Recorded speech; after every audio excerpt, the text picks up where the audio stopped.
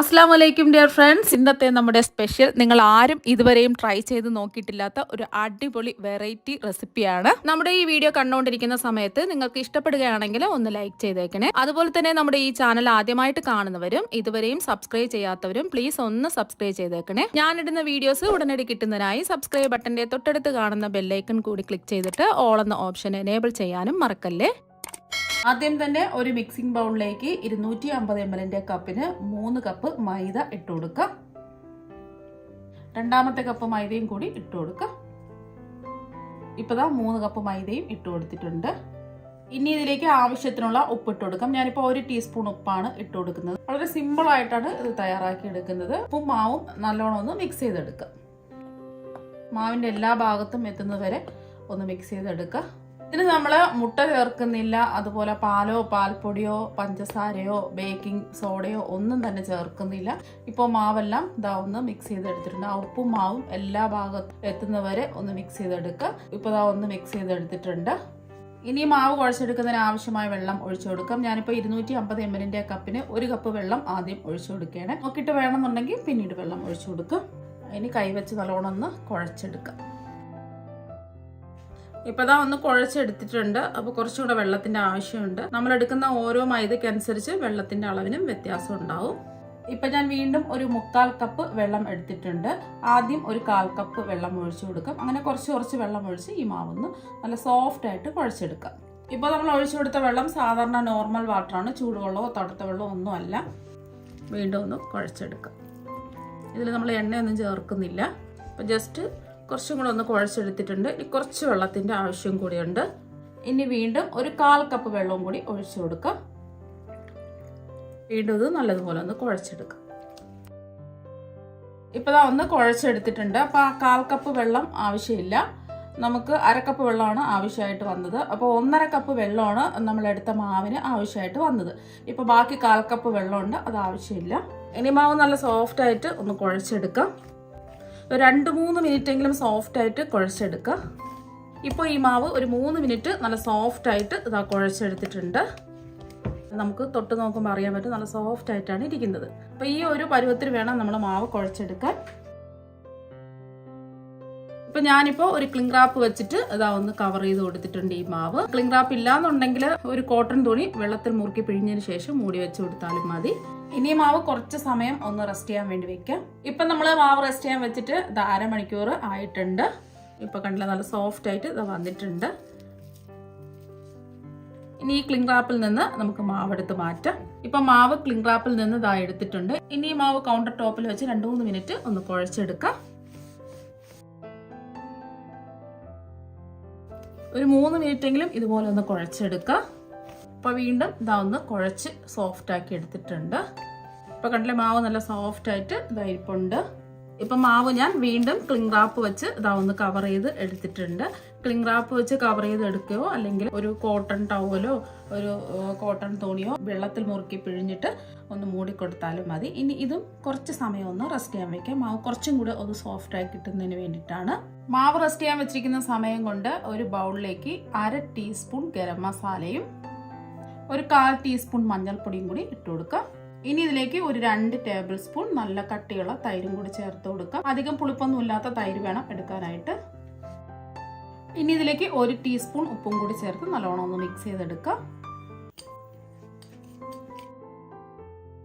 ഇപ്പതാ ഒന്ന് മിക്സ് ചെയ്തെടുത്തിട്ടുണ്ട്. ഇനി ഇതിലേക്ക് നല്ലതുപോലെ കഴുകി വൃത്തിയാക്കി വെച്ചിരിക്കുന്ന 1 കിലോ ചിക്കൻ ഇതിലേക്ക് ഇട്ട് കൊടുക്കാം. ഇനി ഇത് കൈവച്ച് നല്ലോണം ഒന്ന് മിക്സ് ചെയ്തെടുക്കാം. ഇപ്പോൾ അതെല്ലാം ഒന്ന് മിക്സ് ചെയ്ത് എടുത്തിട്ടുണ്ട്. ഇനി ഇത് കുറച്ച് സമയം മൂടി വയ്ക്കാം. വീണ്ടും നമ്മൾ മാവ് റെസ്റ്റ് ചെയ്യാൻ വെച്ചിട്ട് ഒരു 30 മിനിറ്റ് ഇത് ആയിട്ടുണ്ട്. ഇനി ഇതിൻ്റെ പുറത്തുള്ള ക്ലിംഗ് റാപ്പ് എടുത്ത് മാറ്റാം. നമ്മൾ മാവ് ഇങ്ങനെ പിടിച്ചിട്ട് ഇങ്ങനെ വലിച്ചു നോക്കുമ്പോൾ വലിഞ്ഞു വരണം. അതാണ് മാവിൻ്റെ പരുവം. കണ്ടില്ലേ, ഈ ഒരു പരുവത്തിൽ വേണം മാവ് ഇരിക്കാനായിട്ട്. ഇനി ഒന്നുകൂടി ഇതൊന്ന് കുഴച്ചെടുക്കാം. ഇപ്പൊ ഞാൻ ഈ ഒരു രീതിക്ക് ഉരുട്ടി ഒന്ന് റോൾ ചെയ്തെടുത്തിട്ടുണ്ട്. 2 വശവും ഒന്ന് ലെവൽ ചെയ്ത് കൊടുക്കാം. ഇനി ഇത് നമുക്ക് 2ആയിട്ടൊന്ന് കട്ട് ചെയ്യാം.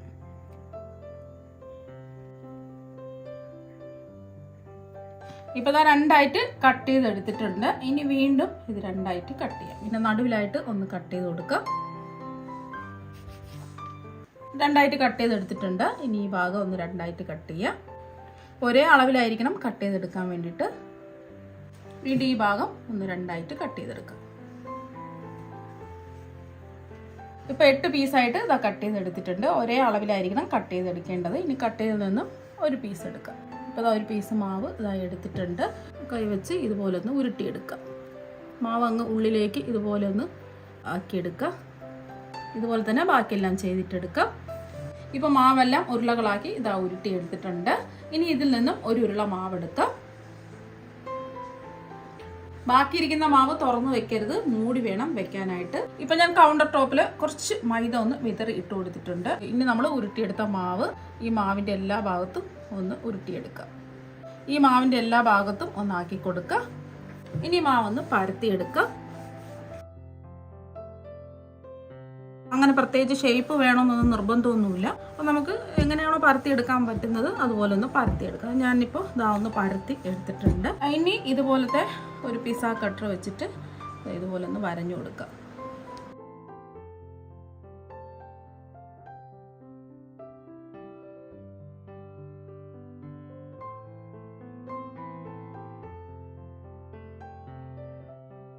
ഇപ്പോൾ ഇതാ ഫുള്ളായിട്ട് വരഞ്ഞു കൊടുത്തിട്ടുണ്ട്.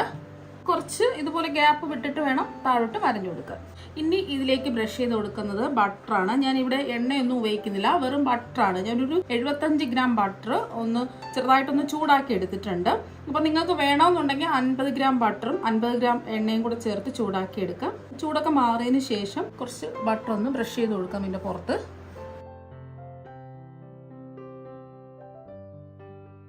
ഇപ്പോൾ അതാ ബട്ടർ ഒന്ന് ബ്രഷ് ചെയ്ത് കൊടുത്തിട്ടുണ്ട്. ഇനി ഇത് കൈവച്ച് ഇതുപോലെ ഒന്ന് അടുപ്പിച്ചെടുക്കാം.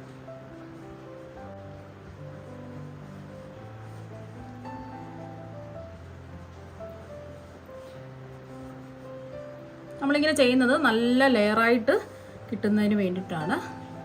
ഇപ്പോൾ ഇതാ ഇങ്ങനെ ചെയ്തെടുത്തിട്ടുണ്ട്. ഇനി കുറച്ചങ്ങ് വലിച്ച് നീട്ടി കൊടുക്കാം. ഇപ്പോൾ കുറച്ച് വലിച്ച് നീട്ടിയെടുത്തിട്ടുണ്ട്. ഇങ്ങനെ നമ്മൾ വലിച്ച് നീട്ടിയതിന് ശേഷം ഇങ്ങനെ ഒന്ന് ചുറ്റിച്ചെടുക്കുക.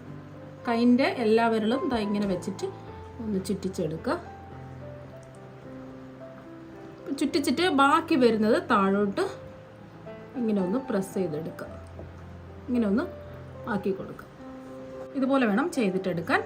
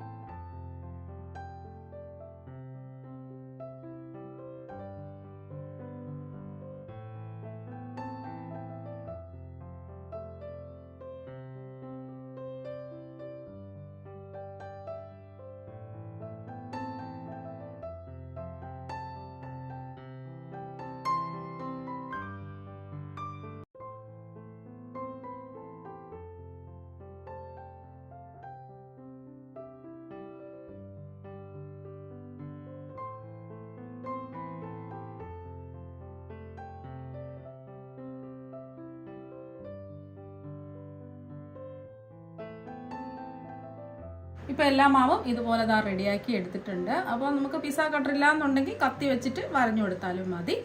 ഇനി ഇത് കുറച്ച് സമയം ഒന്ന് മൂടി വയ്ക്കാം. വെള്ളത്തിൽ മുറുക്കി പിഴിഞ്ഞ കോട്ടൺ തുണി കൊണ്ട് മൂടി വെച്ച് കൊടുക്കുക, അല്ലെങ്കിൽ ക്ലിംഗ് റാപ്പ് വെച്ച് മൂടി കൊടുത്താലും മതി. ഇപ്പോൾ നമ്മൾ ചിക്കൻ റെസ്റ്റ് ചെയ്യാൻ വെച്ചിട്ട് ഒരു അരമണിക്കൂർ ഇതാ കഴിഞ്ഞിട്ടുണ്ട്. ഇനി ചൂടായി കിടക്കുന്ന ഒരു കടായിലേക്ക് 6 ടേബിൾ സ്പൂൺ വെളിച്ചെണ്ണ ഒഴിച്ചു കൊടുക്കാം. ഈ എണ്ണ ഒന്ന് ചൂടാവട്ടെ. ഇനി ഇതിലേക്ക് സവാള ഇട്ട് ഒന്ന് ഫ്രൈ ചെയ്തെടുക്കാം. സവാള മുഴുവനായിട്ട് ഇടരുത്, കുറച്ച് കുറച്ച് വീതം ഇട്ട് വേണം ഫ്രൈ ചെയ്തെടുക്കാൻ വേണ്ടിയിട്ട്. ഞാനിപ്പോൾ 5 മീഡിയം സൈസ് സവാള കനം കുറച്ച് അരിഞ്ഞെടുത്തിട്ടുണ്ട്. കുറച്ച് കുറച്ച് വീതം ഇട്ട് ഇതൊന്ന് ഗോൾഡൻ നിറം ആവുന്നതുവരെ ഒന്ന് ഫ്രൈ ചെയ്തെടുക്കാം. നമ്മളിതിൽ കുറച്ച് എണ്ണ ഒഴിച്ചത് കൊണ്ടാണ് കുറച്ച് കുറച്ച് സവാള ഇട്ട് ഫ്രൈ ചെയ്തെടുക്കുന്നത്. മീഡിയം ഫ്ലെയിം വെച്ച് കൊടുക്കാം. ഈ സവാള നല്ല ഒരു ഗോൾഡൻ നിറം ആവട്ടെ. ഇപ്പോൾ സവാളയെല്ലാം നല്ലൊരു ഗോൾഡൻ നിറം ആയിട്ടുണ്ട്. ഇനി ഇത് എണ്ണയിൽ നിന്ന് കോരി മാറ്റാം. സവാള ഫ്രൈ ചെയ്തെടുത്തതെല്ലാം എണ്ണയിൽ നിന്ന് കോരി എടുത്തിട്ടുണ്ട്. ബാക്കിയുള്ള സവാളയും ഇതുപോലെ തന്നെ നമുക്ക് ഫ്രൈ ചെയ്തെടുക്കാം. ഇപ്പോൾ എല്ലാ സവാളയും ഫ്രൈ ചെയ്തെടുത്തിട്ടുണ്ട്. ഈ എണ്ണയിൽ നിന്നും കുറച്ച് എണ്ണ മാറ്റാം.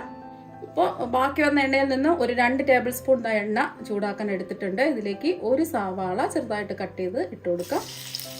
അതുപോലെ തന്നെ ഒരു 10 വെളുത്തുള്ളി അല്ലി ചതച്ചെടുത്തതാണ്, അതും കൂടി ഇട്ട് കൊടുക്കാം. 1 ടേബിൾ സ്പൂൺ ഉണ്ട്.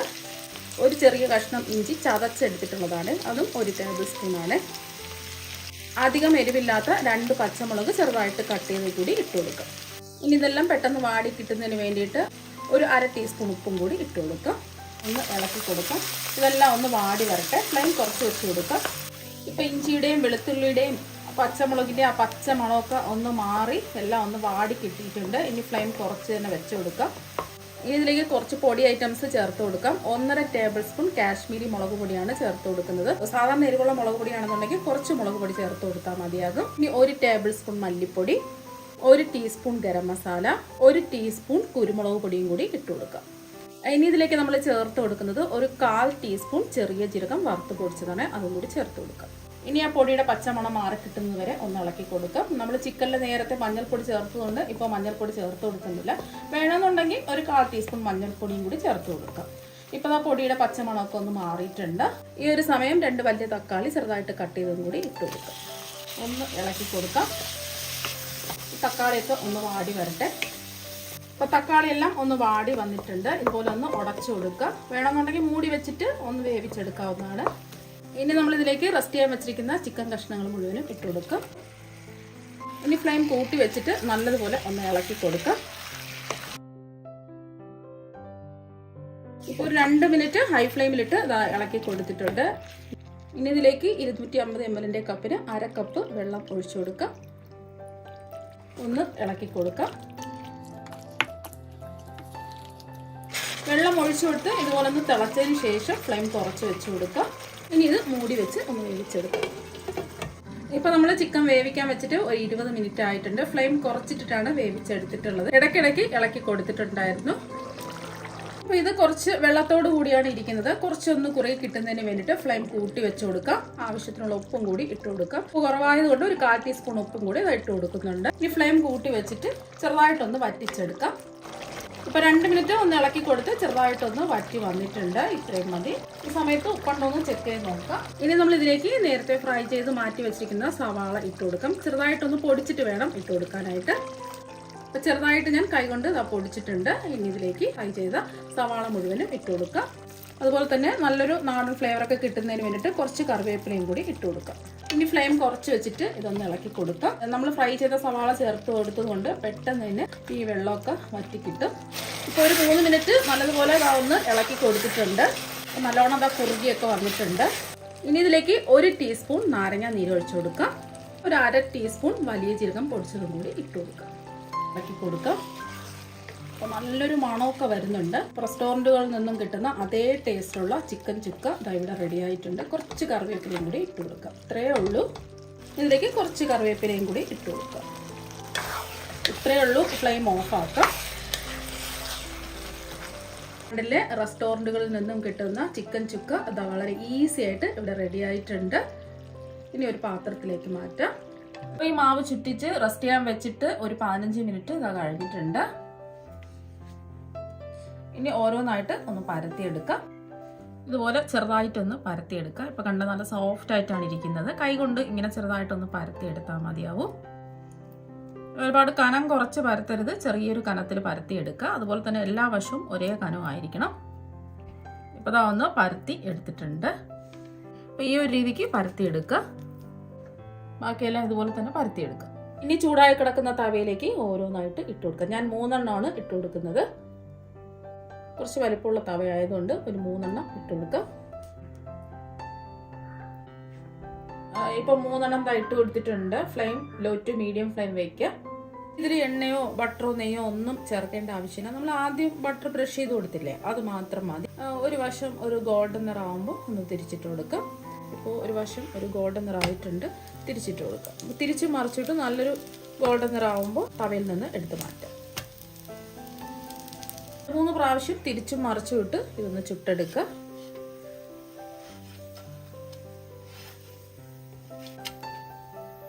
ഇപ്പോൾ ഒരു 4-5 പ്രാവശ്യം തിരിച്ചും മറിച്ചുവിട്ട് നല്ലൊരു ഗോൾഡൻ നിറം ആയിട്ടുണ്ട്.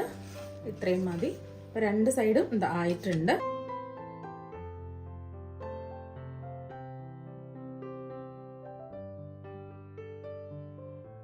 അപ്പോൾ കണ്ടില്ലേ, ഒട്ടും എണ്ണയൊന്നും ചേർക്കാതെ നല്ല അടിപൊളിയായിട്ട് നമ്മുടെ പൊറോട്ട ഇവിടെ റെഡി ആയിട്ടുണ്ട്. ബാക്കിയുള്ളതെല്ലാം ഇതുപോലെ തന്നെ ചുട്ടെടുക്കാം.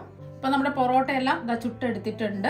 ഇതിലൊട്ടും തന്നെ നമ്മൾ എണ്ണയൊന്നും ചേർത്തിട്ടില്ല. മാത്രമല്ല ഇതിൽ മുട്ടയോ തൈരോ അതുപോലെ തന്നെ പാലോ പാൽപ്പൊടിയോ പഞ്ചസാരയോ ഒന്നും ചേർക്കാതെയാണ് നമ്മൾ ഈ പൊറോട്ട തയ്യാറാക്കി എടുത്തിട്ടുള്ളത്. നല്ല സോഫ്റ്റ് ആണ്, മാത്രമല്ല നല്ല ടേസ്റ്റുമാണ്. മാത്രമല്ല ഈ പൊറോട്ട നമുക്ക് എടുക്കേണ്ട ആവശ്യമില്ല. നമ്മൾ ചുട്ടെടുത്തിട്ട് അടിച്ചെടുക്കുമല്ലോ, അങ്ങനെ അടിച്ചെടുക്കേണ്ട ആവശ്യമൊന്നുമില്ല. നല്ല ലെയറോട് കൂടിയാണ് ഈ പൊറോട്ട ഇരിക്കുന്നത്. അപ്പൊ ഇതിൽ നിന്നും ഒരെണ്ണം എടുത്ത് കാണിച്ചു തരാം. പൊറോട്ടയുടെ കൂടെ കഴിക്കാൻ പറ്റിയ ചിക്കൻ ചുക്കയും ഇവിടെ റെഡി ആയിട്ടുണ്ട്. നല്ല അടിപൊളി ടേസ്റ്റ് ആണ് ഇത് കഴിക്കാൻ വേണ്ടിയിട്ട്. ഇപ്പൊ കണ്ടില്ലേ, നല്ല ലെയറോട് കൂടി ഇരിപ്പുണ്ട്. ഇത് അടിച്ച് എടുക്കേണ്ട ആവശ്യമൊന്നുമില്ല. നല്ല ലെയർ ഉണ്ട്, കണ്ടില്ലേ? പെട്ടെന്ന് എളുപ്പത്തിൽ തന്നെ നമുക്ക് ചെയ്തിട്ട് എടുക്കാൻ പറ്റും. നല്ല സോഫ്റ്റ് ആയിട്ടാണ് ഇരിക്കുന്നത്. അപ്പൊ നിങ്ങൾ എല്ലാവരും ഈ പൊറോട്ടയും ചിക്കൻ ചുക്കയും ഇതുപോലെ ഒരു പ്രാവശ്യം ഒന്ന് ട്രൈ ചെയ്ത് നോക്കുക. തീർച്ചയായും നിങ്ങൾക്ക് എല്ലാവർക്കും ഇഷ്ടമാകും. അപ്പൊ നമുക്ക് മറ്റൊരു വെറൈറ്റി വീഡിയോ ആയിട്ട് വീണ്ടും കാണാം. താങ്ക്